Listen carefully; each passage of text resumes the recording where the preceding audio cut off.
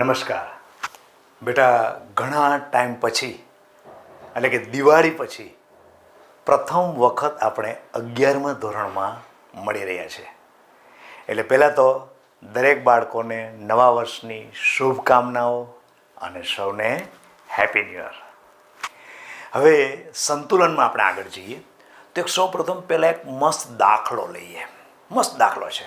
ધારો કે બંધ પાત્રની અંદર સંતુલન સ્થિતિ સ્થપાય છે. 1000 કેલ્વિન તાપમાને આપણી પાસે એક પાત્ર છે. તાપમાન કેટલું? ટેમ્પરેચર 1000 કેલ્વિન તાપમાન. અને આની અંદર વાયુ ઘટકો સંકળાયેલા હોવાને કારણે સંતુલન અચળાંકનું મૂલ્ય ધારો કે 3.0 છે. ઓકે, પાત્રની અંદર શું છે તો કે પાત્રની અંદર ગ્રેફાઇટ છે, શુદ્ધ ગ્રેફાઇટ. શુદ્ધ ગ્રેફાઇટ એટલે કાર્બન, જેને હું લખું છું આવી રીતે ગ્રેફાઇટ.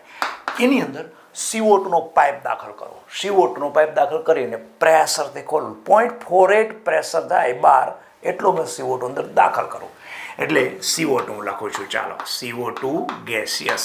આનું શરૂઆતની સાંદ્રતા કેટલી છે? CO2ની કેટલી છે શરૂઆત તો કે 0.48 બાર. આની અંદર દાખલ કર્યો મેં. કાર્બન સાથે CO2 પ્રક્રિયા કરશે અને બે વચ્ચે પ્રક્રિયા થઈ અને એકદમ ધુમાડાના ગોટા થઈ જશે, જેને આપણે કહીએ carbon monoxide gaseous.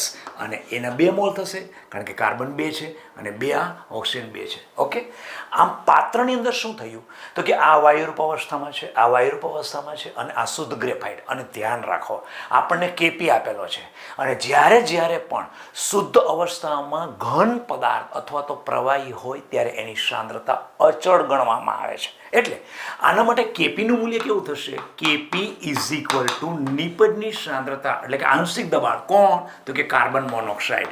Carbon monoxide એના મોલ કેટલા છે? 2. એ ઉપર આવશે અને નીચેના ભાગમાં પ્રક્રિયકોની સાંદ્રતા. પણ પ્રક્રિયકોમાં 2 છે, જ્યાં તો શુદ્ધ સ્વરૂપમાં છે એટલે એ તો નહીં લેવાય, આ લેવો પડશે. તો આંશિક દબાણ કોનું લેશો? CO2. આ આપણે ઓલરેડી બેઝિક ખ્યાલ મેં તમને આપ્યો. પણ દાખલામાં સર પૂછવાનું શું છે? પૂછે છે એ કે સંતુલન સ્થિતિ સ્થપાય ત્યારે દરેક ઘટકની સાંદ્રતા કેટલી હશે? દરેક ઘટકની સાંદ્રતા એટલે કે તમને કેપી આપેલો હશે એટલે આ બંનેની સાંદ્રતા તમારે સંતુલન સ્થિતિએ શોધવાની છે, સંતુલન સ્થપાય ત્યારે. ઓકે, તો હું એવું ધારો કે આ પાત્રની અંદર સંતુલન સ્થિતિ સ્થપાય છે, તો સંતુલને આની મૂળ સાંદ્રતા કાર્બન ડાયોક્સાઇડની આપણી પાસે છે, એમાંથી ધારો કે એના x મોલ પ્રક્રિયામાં ભાગ ભજવે છે. કોની સાથે પ્રક્રિયા કરે છે? તો કે ગ્રેફાઇટ સાથે પ્રક્રિયા કરે છે. તો હું કહી શકું કે સંતુલને એની સાંદ્રતા કેટલી રહે? સંતુલને આ કાર્બન ડાયોક્સાઇડ છે એના x મોલ આ ગ્રેફાઇટ સાથે પ્રક્રિયા કરે છે. તેથી શું થાય? મૂળ સાંદ્રતામાંથી ઓછા થવાના છે. તો કેટલા ઓછા થવાના? જેટલા ભાગ લેશે એટલા. તો કેટલા મોલ છે? 0.48 છે. તો સંતુલને શું થશે? 0.48 મોલમાંથી x મોલ તમારા નીકળી ગયા. અને એવા સમયે પહેલો કેટલો બનશે? તો કે એના 2 જેટલા તત્વયોગમિતિ ગુણાંક શું બતાવે છે કે 1 મોલ ભાગ ભજવે તો એની સામે 2 મોલ કાર્બન મોનોક્સાઇડ મળે છે. 1 મોલ કાર્બન ડાયોક્સાઇડ રાસાયણિક પ્રક્રિયામાં ભાગ ભજવે તો 2 મોલ શું મળે છે? Carbon monoxide.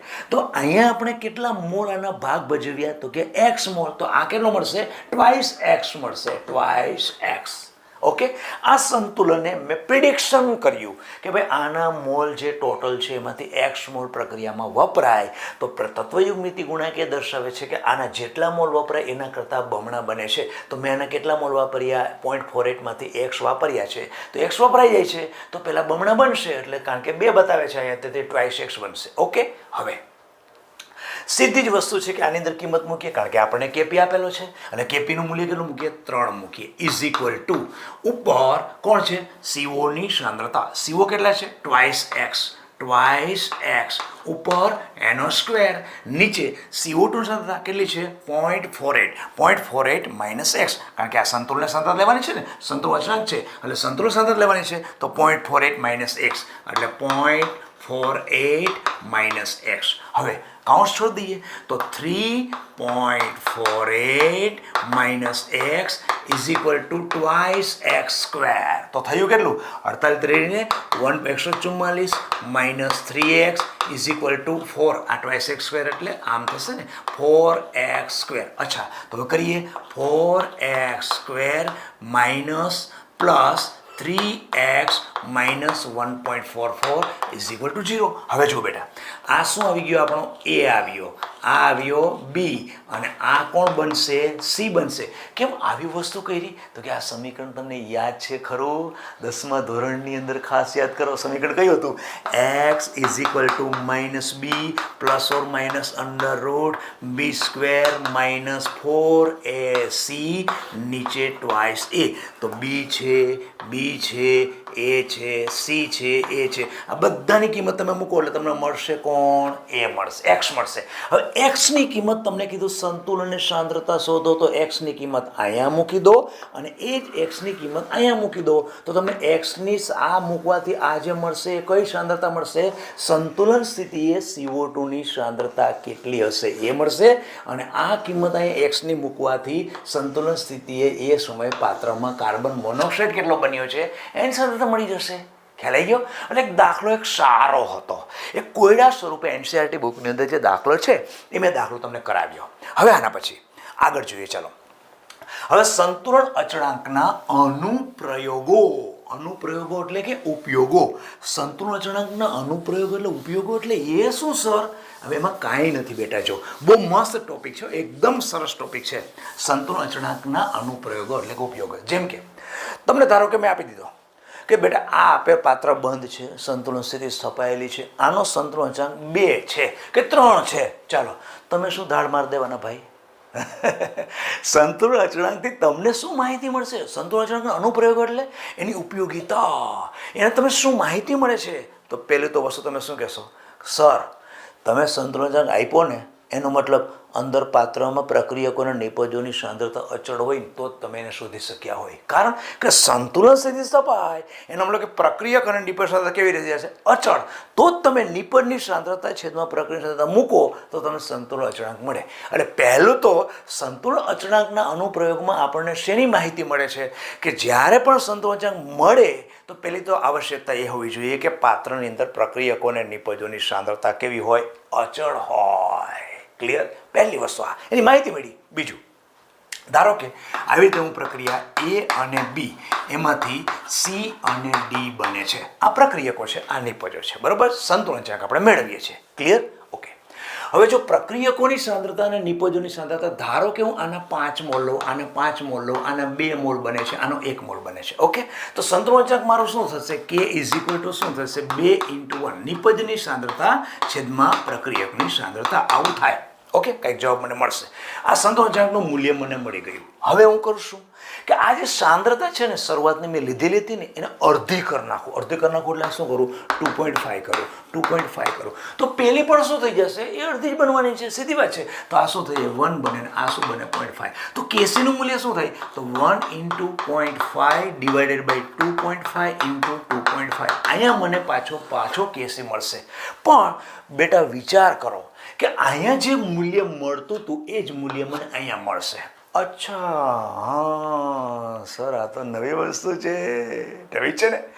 સંતુલન અચળાંક જ્યારે તમે મેળવો ત્યારે પ્રક્રિયકોની સાંદ્રતા કે નિપજની સાંદ્રતા બદલાવી નાખો તો પણ સંતુલન અચળાંકમાં કોઈ પણ જાતનો ફેરફાર થાય નહીં.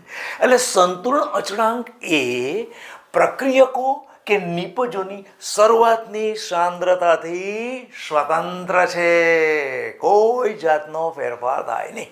અચ્છા, બીજું કે પ્રક્રિયકોથી અથવા તો નિપજોથી ગમે તે દિશાથી શરૂઆત કરી અને સંતુલન સ્થિતિ પ્રાપ્ત કરી શકાય છે.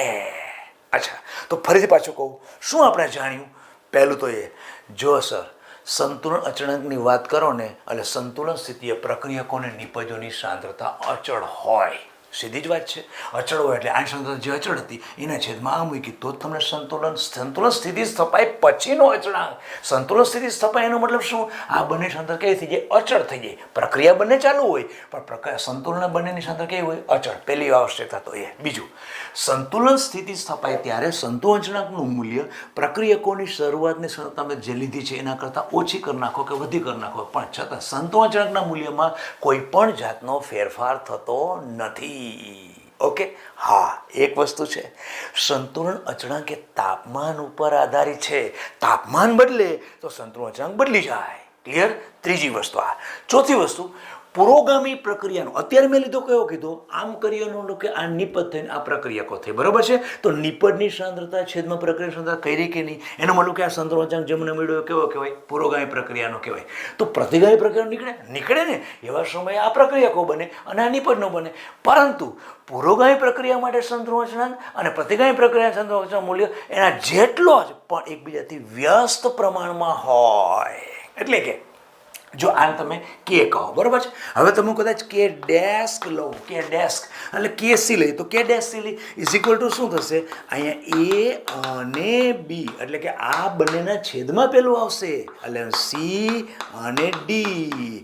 તો આનું મૂલ્ય એટલે કે ડેશ સીનું મૂલ્ય અને કે સીનું મૂલ્ય આ બંનેના મૂલ્ય એકબીજાના વ્યસ્ત પ્રમાણમાં હોય સમાન પણ એકબીજાના વ્યસ્ત પ્રમાણમાં હોય. એટલે આ વસ્તુને આમ કરીએ એનો મતલબ શું થયું કે આ પ્રક્રિયકો બન્યા, આ નિપજો બન્યા. તો નિપજોની સાંદ્રતા છેદમાં પ્રક્રિયકોની સાંદ્રતા, નિપજો સાંદ્રતા છેદમાં પ્રક્રિયકો સાંદ્રતા. એટલે આ સંતોષાંક મને મળ્યો કયો મળ્યો? પ્રતિગામી પ્રક્રિયા સાંદ્રતા મળ્યો. આ પેલો મળ્યો છે કયો મળ્યો છે? પુરોગામી પ્રક્રિયાનો મળ્યો. એટલે આપણે એમ કહે છે કે પુરોગામી પ્રક્રિયા માટે સંતુલન અચળાંક અને પ્રતિગામી પ્રક્રિયા માટે સંતુલન અચળાંકના મૂલ્ય જેટલો જ હોય પણ એકબીજાના કેવા હોય? વ્યસ્ત પ્રમાણમાં હોય. આ ત્રીજી વસ્તુ. સંતુલન અચળાંકના અનુપ્રયોગમાં ફરીથી પાછું બેટા કહું છું, પહેલી વસ્તુ શું? સંતુલન અચળાંકની અભિવ્યક્તિ ત્યારે જ લાગુ પડી શકાય કે જ્યારે પ્રક્રિયકોને નિપજોને બંનેની સાંદ્રતા અચળ હોય. બીજું, સંતુલન અચળાંકનું મૂલ્ય પ્રક્રિયકો કે નિપજોની શરૂઆતની સાંદ્રતાથી સ્વતંત્ર હોય. ત્રીજી વસ્તુ, સંતુલન અચળાંકનું મૂલ્ય તાપમાન ઉપર આધારિત છે. નિયત તાપમાને સંતુલન અચળાંકનું મૂલ્ય પણ નિયત હોય. ચોથી વસ્તુ શું? પુરોગામી પ્રક્રિયા અને પ્રતિગામી પ્રક્રિયા બંનેના સંતુલન અચળાંકનું મૂલ્ય સમાન પણ એકબીજાથી વિરુદ્ધ એટલે કે વ્યસ્ત પ્રમાણમાં હોય. એના પછી પ્રક્રિયાનો સંતુલન અચળાંક કે તેને અનુરૂપ પ્રક્રિયા સાથે સંબંધ ધરાવે છે. આ એટલે શું સર? આમાં કાંઈ ખબર ન પડી. ફરીથી પાછો કહું છું, પ્રક્રિયાનો સંતુલન અચળાંક કેનું મૂલ્ય જે છે એને અનુરૂપ પ્રક્રિયા સાથે સંબંધ ધરાવે છે. ફોર એક્ઝામ્પલ જુઓ, H2 પ્લસ I2 એમાંથી ટ્વાઇસ HI બને. ઓકે, હવે તમે આ સંતુલન અચળાંકનું મૂલ્ય Kc ઇઝ ઇક્વલ ટુ શું લેશો? HI આનો ઉપર આવશે અને નીચે H2 અને I2 આ તમને મળ્યો. હવે શું કરશું કે ધારો કે હું અહીંયા 1/2 કરી નાખું તો તમને જે કે ડેસ્ક સી જે મળશે ને એની ઉપર એ શું આવશે? 1/2 આવશે. એ વસ્તુ કહેવા માંગે છે આપણને. શું કહે છે કે સંતુલન અચળાંકનું મૂલ્ય, સંતુલન અચળાંકના મૂલ્ય કોની સાથે સંબંધ ધરાવે છે? કે પ્રક્રિયાનો સંતુલન અચળાંક કે તેને અનુરૂપ પ્રક્રિયા સાથે સંબંધિત ધરાવે છે. એટલે કે આનું મૂલ્ય એની પ્રક્રિયા કઈ છે એની સાથે સંબંધ ધરાવે છે. જો તમે તત્વયુગ્મિતિ ગુણાંક બદલાવી નાખો તો સંતુલન અચળાંકના મૂલ્ય ઉપર પણ એ ગુણાંકની અસર જોવા મળે છે. આવું કહે છે આપણને સંતુલન અચળાંકના અનુપ્રયોગોમાં. હવે આગળ વસ્તુ, હવે જે વસ્તુ લેવાની છે ને એ બહુ મસ્ત છે. સંતુલન અચળાંકના અનુપ્રયોગમાં પહેલી વસ્તુ તો એક પછી એક 3 વસ્તુ બહુ સરસ છે. લાંબા ટોપિક છે પણ સમજવાની ખૂબ જ મજા આવે એવું છે. 3. એક તો પ્રક્રિયાના પ્રમાણ માટેનું પ્રાકથન. પ્રક્રિયાનું પ્રમાણ. જો પેલું શું? પ્રક્રિયાના પ્રમાણ માટેનું પ્રાકથન.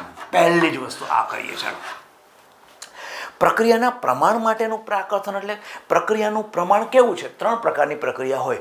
એકદમ વધુ આગળ વધેલી પ્રક્રિયા, બહુ ધીમેથી આગળ વધેલી પ્રક્રિયા અને ત્રીજું બ્રિટાનિયા 50-50 એટલે મધ્યમ આગળ વધેલી પ્રક્રિયા. આ સંતુલન અચળાંકના મૂલ્ય ઉપર તમને ખ્યાલ આવી જાય કે પ્રક્રિયા કયા પ્રકારની છે. જેમ કે હમણાં પ્રક્રિયા લીધી, એક પ્રક્રિયા પાછી લઉં છું. A+B પ્રક્રિયકો છે, એમાંથી C+D નિપજો બને છે. બરાબર છે? હવે સંતુલન અચળાંક લખું તો અહીંયા કેસી લઉં ઇઝ ઇક્વલ ટુ સી અને ડી, એટલે કે નિપજની સાંદ્રતા છેદમાં પ્રક્રિયકની સાંદ્રતા. આ મેં લખ્યું. હવે જો આનું મૂલ્ય ખૂબ જ વધારે હોય એનો મતલબ શું? મેથેમેટિકલી વિચારો, તમારો અંશ મોટો હોય, ખ્યાલ આવે છે? એનો અર્થ એવો કે આ એવા પ્રકારની પ્રક્રિયા છે કે જેમાં નિપજ વધુ બનેલી છે, એટલે નિપજ તરફ વધારે આગળ વધેલી છે. યસ. બીજું એવું થાય કે ધારો કે કેસીનું મૂલ્ય ખૂબ જ નીચું હોય, ખૂબ જ ઓછું હોય, તો શું કહી શકો કે એમાં છે ને અંશ ખૂબ જ નાનો હશે. અંશ કેવો હશે? ખૂબ જ નાનો. તો જ તમારું મેથેમેટિકલી વેલ્યુ કેસીનું તો જ નીચે આવે ને. એનો અર્થ એવો થયો કે બીજા નંબરની પ્રક્રિયા સંતુલનવાળી છે. કેવી? કે જેમાં પ્રક્રિયકોમાંથી નિપજ બહુ ધીમે બનેલી છે, સંતુલન સ્થિતિ છે, એટલે પ્રક્રિયા વધારે આગળ વધેલી નથી, એવા પ્રકારની આ પ્રક્રિયા છે. અચ્છા, તો પછી આના કોઈ વેલ્યુ ખરી? યસ છે. જો કેસીનું મૂલ્ય 10⁻³ હોય તો સમજી લેવાનું 10⁻³ કે 3 કરતાં વધારે હોય તો સમજી લેવાનું કે આનું મૂલ્ય ખૂબ જ વધારે બને. એટલે પ્રક્રિયા પાત્રમાં એ અને બી ખૂબ જ ઓછા હોય અને સી અને ડી ખૂબ જ વધારે બનેલા હોય, સંતુલન સ્થિતિ થપાયેલી જ હોય. થપાયેલી જ હોય. આ તમને સમજવા માટે બેટા મેં એવો નાના કર્યા છે. એકચ્યુઅલી કંઈ આવું નાનું થાય નહીં, સમજવા માટે તમને ખ્યાલ આવે કે આનું પ્રમાણ સંતુલન સ્થિતિએ ખૂબ જ ઓછું, એટલે મોટાભાગના પ્રક્રિયકો પ્રક્રિયા કરી અને નિપજમાં રૂપાંતર થઈ ગયેલા છે, થોડા ઘણા જ બચેલા છે. નિપજ અને પ્રક્રિયકો વચ્ચે સંતુલન સ્થિતિ સ્થપાયેલી છે અને એનું અમે સંતુલન અચળાંક કાઢવા ગયા તો આની સાંદ્રતા સંતુલનને જે મળતી હતી એને અમે અહીંયા મૂકી અને બચેલી આની જે હતી એને મેં નીચે મૂકી. તો નેચરલી વેલ્યુ તમારી વધારે આવશે કારણ કે તમારો અંશ મોટો છે. એટલે એમ કહેવાય કે જો એવી પ્રક્રિયા કે જેમાં સંતુલન અચળાંકનું મૂલ્ય 10⁻³ કે એના કરતાં વધારે હોય, આ કેસીનું મૂલ્ય 10⁻³ કે એના કરતાં પણ જો વધારે હોય તો સમજી લેવાનું એ પ્રક્રિયા વધારે પુરોગામી દિશામાં આગળ વધેલી છે, અથવા તો બીજી ભાષામાં કહીએ તો પ્રક્રિયકોનું મોટા ભાગનું નિપજમાં રૂપાંતર થઈ અને પછી સંતુલન સ્થિતિ સ્થપાયેલી છે. બીજી વસ્તુ, જો એવું બને કે આ પ્રક્રિયા ખૂબ જ ધીમી થઈ હોય તો શું હોય કે એ અને બી એકદમ વધારે હોય અને સી અને ડી થોડોક જ બનેલો હોય, તો તમે અહીંયા શું મૂકશો? એકદમ થોડું મૂલ્ય આવશે અને અહીંયા કેટલું આવશે? ખૂબ જ મોટું મૂલ્ય આવશે. સંતુલન સ્થિતિ વધારે કહેવાશે, આ વધારે મોટું મૂલ્ય હશે. તેથી કરીને કેસીનું મૂલ્ય ખૂબ એકદમ નીચું જશે. એનો મતલબ કે કેટલું નીચે જશે? તો કે 10⁻³ કરતાં પણ નીચું જાય. એને કે એના કરતાં પણ નીચું જાય તો સમજી લેવાનું કે આ પ્રક્રિયામાં પ્રક્રિયકો મોટાભાગના પડી રહેલા છે, સંતુલન સ્થિતિ સ્થપાયેલી છે, નિપજ તો બનેલા છે પણ પ્રક્રિયકોની સાપેક્ષે નિપજનું પ્રમાણ અતિ અલ્પ છે, સંતુલન સ્થિતિ સ્થપાઈ પણ છે, છતાં પણ કેસીનું મૂલ્ય મળે તો છે. સંતુલન સ્થિતિ એટલે કેસીનું મૂલ્ય મળવાનું છે. આમ તમે બે પ્રાકથન કરી શક્યા. બે પ્રાકથન કયા કરી શક્યા? એ અને બી મૂલ્ય, એ અને બીનું વસ્તુ તમે 10-10 મોલ કોઈ એક પાત્રમાં લીધા, થોડી ઉભા રહ્યા, સંતુલન સ્થિતિ સ્થપાઈ, પછી અંદર જોયું તો એ અને બીનું મૂલ્ય તો એકદમ ઘટેલું, બહુ એટલે બહુ ઓછું ઘટેલું છે અને સી અને ડી થોડાક જ બને, કારણ કે ઓછું ઘટે એટલે ઓછા જ બનવાના છે, સીધી વાત છે.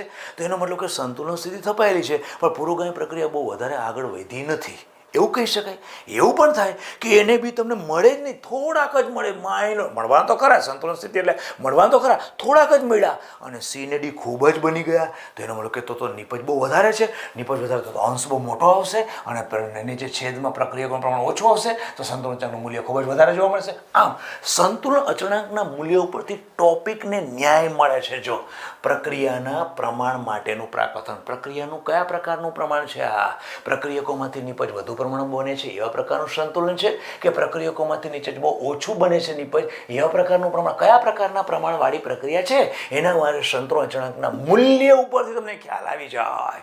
અચ્છા, એની જગ્યાએ એવું થયું હોય તો કે આ બંનેની વચ્ચે હોય 10⁻³ અને 10⁻³ ની વચ્ચે હોય તો વસ્તુ એ થાય બ્રિટાનિયા 50-50, એટલે કે આનું પ્રમાણ એ ને બીનું પ્રમાણ, એ અને બીનું પ્રમાણ ઓલમોસ્ટ સી અને ડીના પ્રમાણ, એટલે કે બંને પાત્રમાં લગભગ સરખા પ્રમાણમાં જોવા મળે. તો સમજી લેવાનું કે સંતોષજનકનું મૂલ્ય 10⁻³ અને 10⁻³ વચ્ચે જોવા મળતું હોય તો આપણે મધ્યવર્તી પ્રક્રિયા કહી શકીએ. આમ પહેલું સંતોષજનકનું મૂલ્યથી શું મળ્યું કે સંતોષજનકના મૂલ્ય ઉપર તમે નક્કી કરી શકો છો. શું નક્કી કરી શકો છો? નક્કી એ કરી શકીએ છીએ અમે કે જો સંતોષજનકનું મૂલ્ય ખૂબ જ વધારે હશે તો મેથેમેટિકલી કહી શકીએ કે આ પ્રમાણ વધારે હશે, એટલે અંશનું પ્રમાણ વધારે હશે. આ પુરોગામી માટેની જ વાત કરું છું. અંશનું પ્રમાણ વધારે હશે એનો મતલબ કે પ્રક્રિયકોનું મોટાભાગનું નિપજમાં રૂપાંતર થયેલું છે અને પછી સંતુલન સ્થિતિ સ્થપાયેલી છે. અચ્છા, ખૂબ જ નાનું આવશે તો સમજી લેશું અંશ અમારો નાનો હશે. અંશમાં કોણ છે તો કે નિપજો છે. એનો મતલબ પ્રક્રિયામાં સંતુલન સ્થિતિ સ્થપાયેલી હશે, પ્રક્રિયકોનું બહુ વધારે પ્રમાણમાં નિપજમાં રૂપાંતર થયેલું નથી. પણ કેટલું મૂલ્ય એના માટે વધારે પ્રમાણ કયું, કેટલું 10⁻³, ઓછું પ્રમાણ કેટલું છે 10⁻³ બંનેની વચ્ચે આવે તો સંતુલન સ્થિતિ સ્થપાય એવા સમયે પાત્રની અંદર, એટલે કે બંધ પાત્રની અંદર પ્રક્રિયકોને નિપજનું ઓલમોસ્ટ પ્રમાણ ગણી શકાય, માપી શકાય, સારી રીતે મેઝર કરી શકાય એટલું વજનદાર પ્રમાણ છે, એટલે થોડુંક વધારે યોગ્ય પ્રમાણ છે. એવું અનબેલેન્સિંગ નથી, બેલેન્સિંગ છે, લગભગ ઓલમોસ્ટ બેલેન્સિંગ છે. ત્યારે આ બેની વચ્ચે સંતુલન અચળાંકનું મૂલ્ય મળે. આમ સંતુલન અચળાંકના અનુપ્રયોગથી શું જાણ્યું કે સંતુલન અચળાંકના અનુપ્રયોગમાં પ્રક્રિયાના પ્રમાણ માટેનું પ્રાકથન અમે નક્કી કરી શક્યા. હવે એના પછી બીજી વસ્તુ એ છે કે પ્રક્રિયાની દિશાનું પ્રાકથન. જો હવે હું બીજું જે લઉં છું ને બેટા, એ શું લઉં છું, આ શું હતું એટલે હું ભૂસતો નથી આને. આ શું હતું? પ્રક્રિયાના પ્રમાણ માટેનું પ્રાકથન. હવે શું લઉં છું? પ્રક્રિયાની દિશા. જો હવે લખું છું પ્રક્રિયાની દિશા માટેનું પ્રાકથન. આ બીજું છે. અચ્છા, ચાલો જો આમાં શું કરવાનું, પ્રક્રિયા પાછી એટલે લખું છું A+B એમાંથી C+D. આનો સંતુલન અચળાંક ધારો કે મારી પાસે Kc = 3.0 છે. સંતુલન અચળાંક ઓલરેડી છે એટલે માપી લેવામાં જ આવે પહેલાં આમાં. હવે આમાં પ્રક્રિયાનો ભાગફળ લેવા. કયું ફળ સર? ભાગફળ. એ વળી શું? કાંઈ નથી એમાં. પહેલાં પાત્રની અંદર બંધ પાત્રમાં આ નાખ્યું, A ને B નાખ્યા, C ને D બનવાનું ચાલુ થયું. વચ્ચેથી તમે એમાંથી A ને B સાંધર લીધી, હજી નાખ્યા, થોડી વાર થઈ, 5 મિનિટ થઈ તો તમે અંદરથી સાંધર લીધી અને એ છે એને કહેવાય પ્રક્રિયાનું ભાગફળ QC = C અને D. નીચે A અને B. અરે સર તો આ બે એક જ થયું ને? હા, એક જ થયું. પણ આ તમારો કેસી ક્યારે છે? સંતુલન સ્થિતિ સ્થપાયા પછીનો. ઓલરેડી તમે જાણો છો, આપેલ પ્રક્રિયા માટે આ જાણો છો. અને મેં આજે લીધું શું કર્યું કે પ્રક્રિયા પાત્રની અંદર A ને B બે પ્રક્રિયકો નાખ્યા થોડી વાર પ્રક્રિયા આગળ વધવાનું ચાલુ થયું. આમ આવી. હજી સંતુલન સ્થિતિ સ્થપાઈ નથી. એ દરમિયાન ઇન બિટવીન વચ્ચે મેં સાંદ્રતા મેળવી. કોની? નિપજની અને પ્રક્રિયકની. બંને સાંદ્રતા લઈ બંનેનું જેવી રીતે સંતુલન અચળાંક મેળવીએ છીએ એવી રીતે જ મેં પ્રક્રિયાનું ભાગફળ, પ્રક્રિયા ચાલુ છે અંદરથી હું ફળ મેળવું છું, એમ સમજો એટલે ખ્યાલ આવશે. તો એ વખતે આનું મૂલ્ય ધારો કે મને 2 મળ્યું હતું. કેટલું એકચ્યુઅલી કેટલું છે આનું? બીજા પાત્રમાં પ્રક્રિયા કરીને મેં નક્કી કરેલું છે કે આનું 3 છે, મને 2 મળ્યું. એનો મતલબ એવો થયો કે આ પ્રક્રિયા માટે QCનું મૂલ્ય 2 તો ન જ આવવું જોઈએ, કારણ કે ઓલરેડી અમે બીજા પાત્રમાં એકવાર પ્રક્રિયા કરી ચૂક્યા છીએ. આનું તો 3 જ આવવું જોઈએ. તો એનો મતલબ કે QCનું મૂલ્ય એ KC કરતાં નાનું છે. હા, બરાબર છે, નાનું છે. આ 2 છે, પેલું 3 છે. અચ્છા, તો શું પ્રાકથન શું કરી શક્યા? પ્રાકથન અમે એ કરીએ છીએ કે આ QCનું મૂલ્ય નાનું આવ્યું ને, એનો મતલબ કે આ હજી ઓછા પડે છે તો જ નાનો આવે ને. એનો અર્થ એવો કે અંશ નાનો છે એટલા માટે QC નાનો આવ્યો, તો અંશ વધારે બનવો જોઈએ. એનો મતલબ નિપજ વધારે બનવી જોઈએ.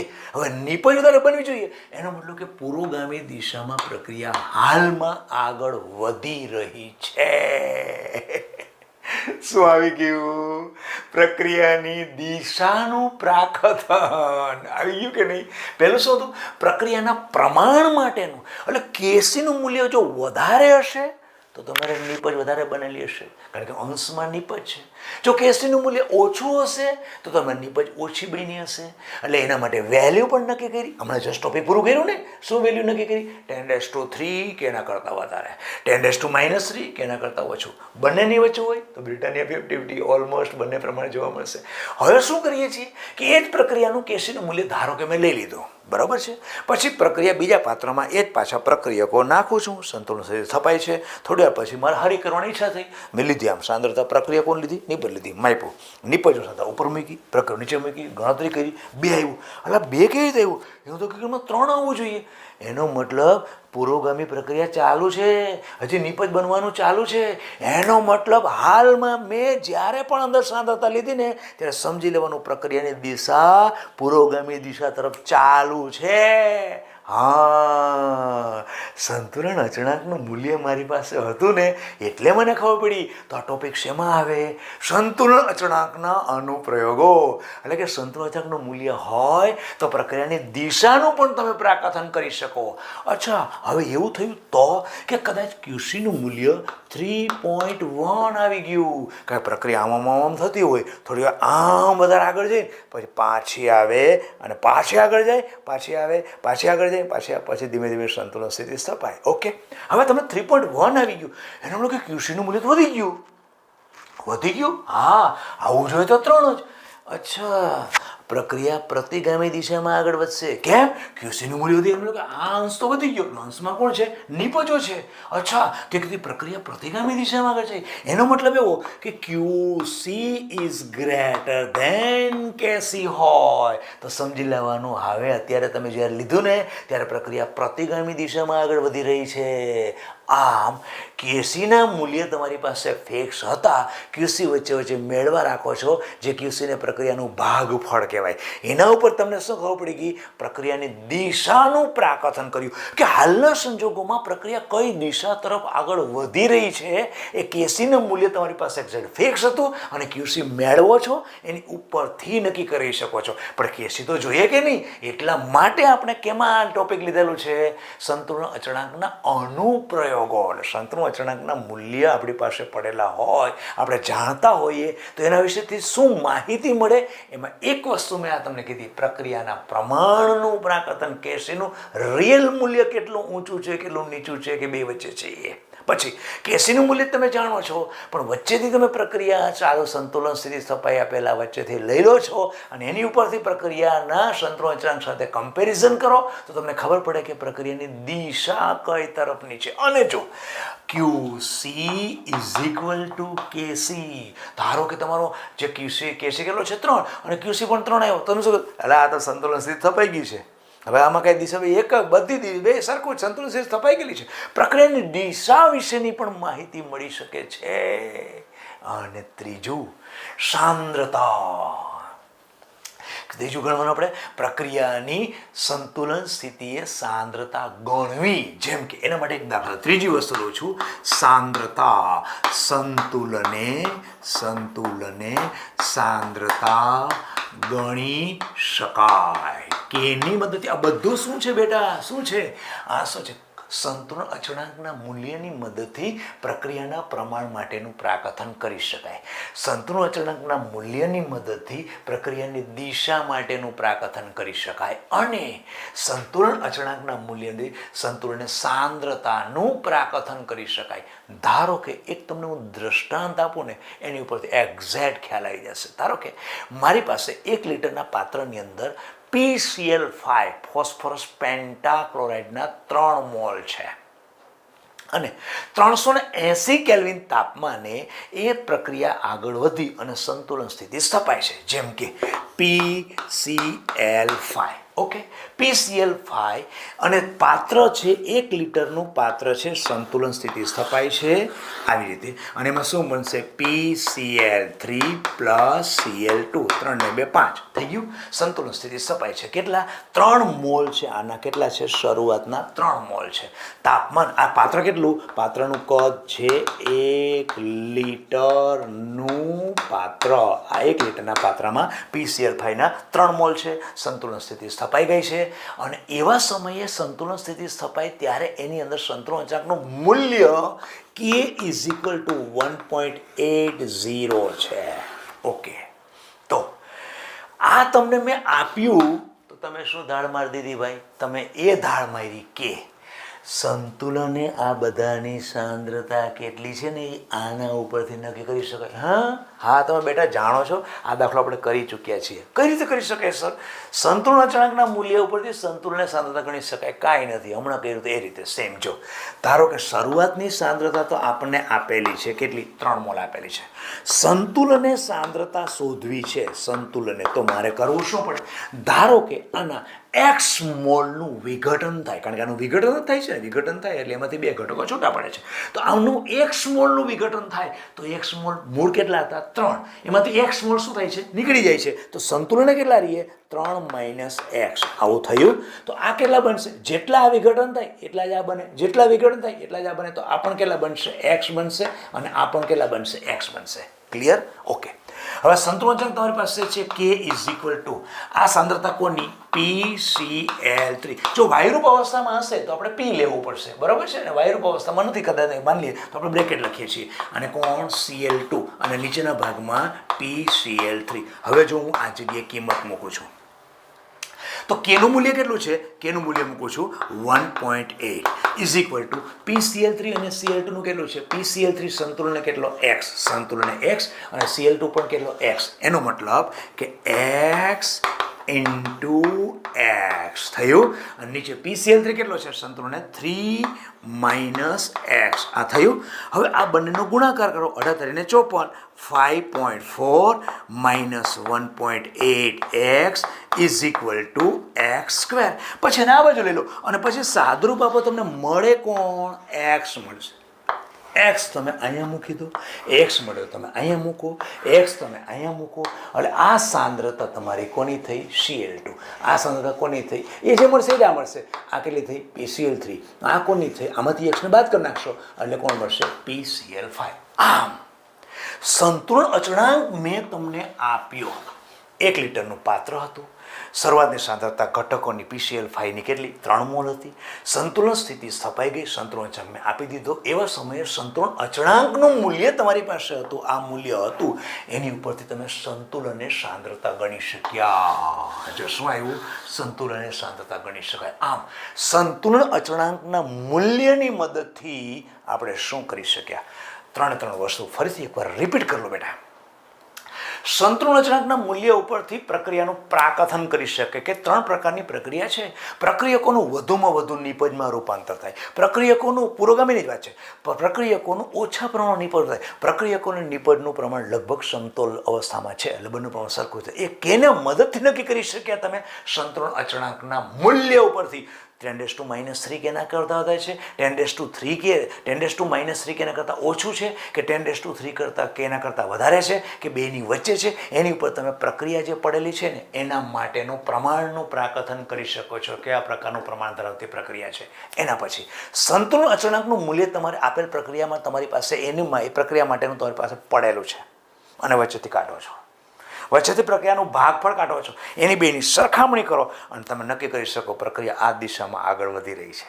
ત્રીજી વસ્તુ, સંતુલન અચળાંકનું મૂલ્ય જો આપેલું હોય ને તો પ્રક્રિયા સંતુલન સ્થિતિ સ્થપાય ને ત્યારે નક્કી કરી શકો કે સંતુલન આ બધાની સાંદ્રતા કેટલી હશે. પણ એના માટે જોઈએ કોણ? સંતુલન અચળાંક. આ થઈ ગયા સંતુલન અચળાંકના અનુપ્રયોગો.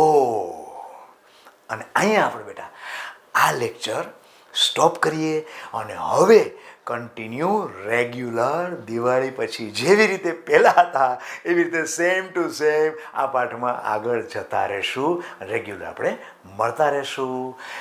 વધુ આવતા અંકે.